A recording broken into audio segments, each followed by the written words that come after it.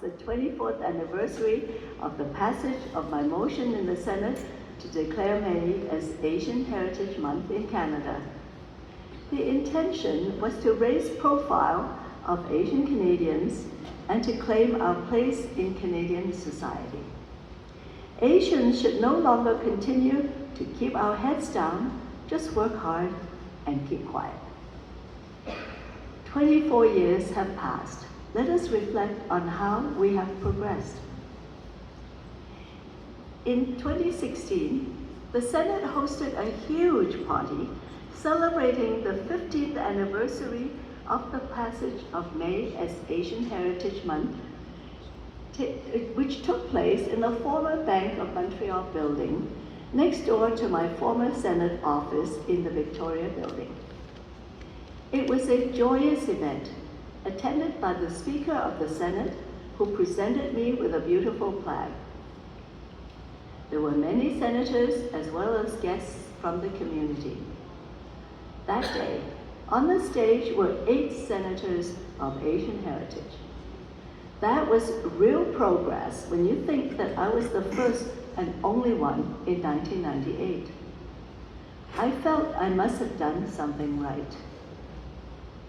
Despite latent racism that continues to exist in certain segments of Canadian society, I have seen Asians rising to prominence over the years in different levels of government, as well as in the media.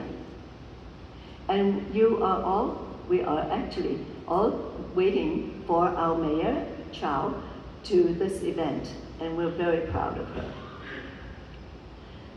Despite progress, we still have a long way to go, and we have our setbacks. When COVID started, racism against those who looked Asian rose exponentially, and is still here, just below the surface. Racism against anyone is not acceptable in any society. Not only should our government protect its citizens, but we should do our share in standing up for our rights as citizens. During this month of Asian Heritage celebrations, we welcome Canadians of all heritage to share our cultures so that we may learn from each other and make friends. After all, racism is the child of ignorance, because ignorance begets fear of the unknown. Knowledge of the world we live in is the key to overcome fear and prejudices. As we welcome the warmth of spring, and I'm afraid it's not so warm today, we take pride in our heritage, increase our circle of friends, and contribute to a prosperous and caring Canada. Enjoy Asian Heritage Month and have a wonderful day and a wonderful month. Thank you.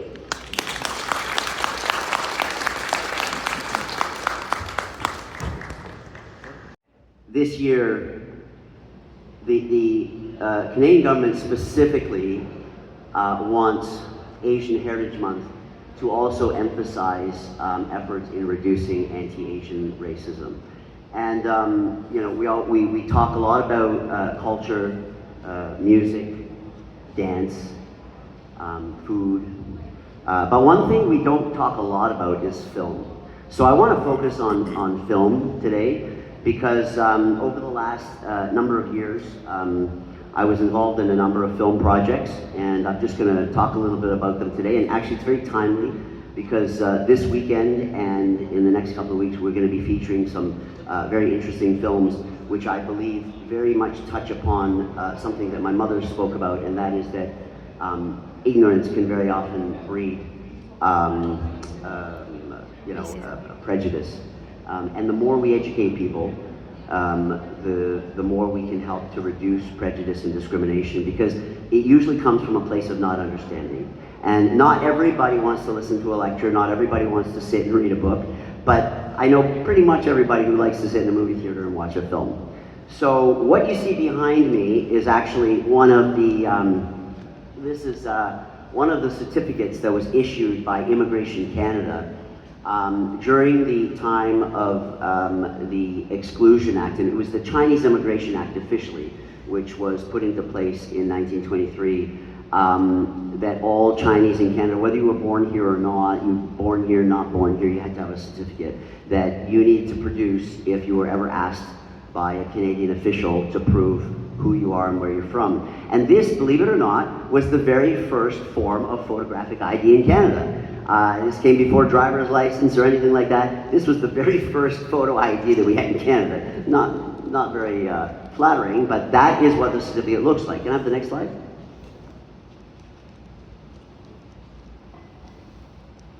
No, just click that arrow. See the little arrow there? Go back. That little arrow, yeah, just click that arrow. Vivienne Poy for not only instituting May as Asian Heritage Month, but also for her opening remarks.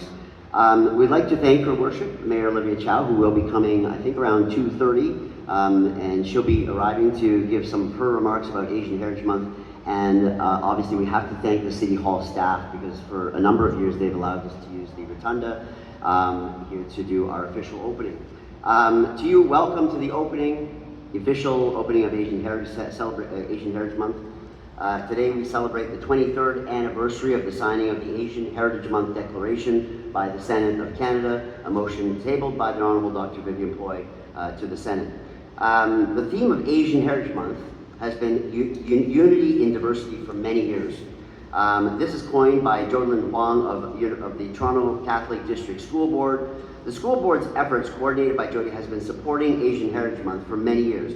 And I'm pleased to let you know that Jody is with us today. Where are you, Jody? Right there. Thank you very much for all that you do for Asian Heritage Month, especially with the school board. Now, why is unity in diversity so important? The official Government of Canada Department of Canadian Heritage theme of Asian Heritage Month for 2025 is Unity in Diversity, the impact of Asian communities in shaping Canadian identity.